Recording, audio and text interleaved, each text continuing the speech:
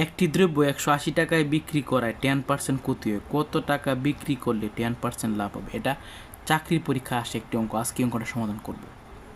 180 টাকায় বিক্রি করায় 10% ক্ষতি হয়, তাহলে 180 টাকা হচ্ছে দ্রব্যটির বিক্রয় মূল্য।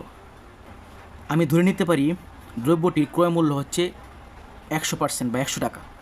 তো আমি ধরে নিলাম এটা ক্রয় মূল্য হচ্ছে 100%। তো কী হয়েছে? 10% ক্ষতি হয়েছে, তাহলে 10% ক্ষতি হলে কত হয়? 10 মাইনাস, তার মানে কত? 90%। তাহলে এই 90% হচ্ছে তার বিক্রয়ের পার্সেন্ট হচ্ছে 90, ঠিক আছে?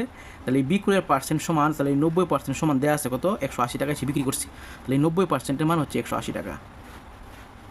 তাহলে 1% কত হবে? 180 ভাগ 90। আর এখন কত টাকা বিক্রি করলে তার 10% লাভ হবে? তো যেহেতু তার ক্রয় মূল্য হচ্ছে 100%, তাহলে 10% লাভ হলে আমাকে এর সাথে 10 যোগ করতে হবে, তাহলে কত হবে? 110%। 110% সমান কত হবে? 110% সমান হবে 180 ইন্টু 110 ভাগ 90। এই 0 কাটা, 9 দিয়ে 180-কে ভাগ করলে কত হবে? 20।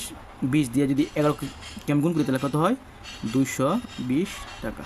220 টাকা, তাহলে উত্তর হচ্ছে 220 টাকা। তো এটা হচ্ছে সবচেয়ে শর্টকাট টেকনিক। যদি আমার ক্লাসটা ভালো লেগে থাকে তাহলে অবশ্যই লাইক, কমেন্টস ও শেয়ার করবেন এবং আমার পেজটা ফলো করবেন।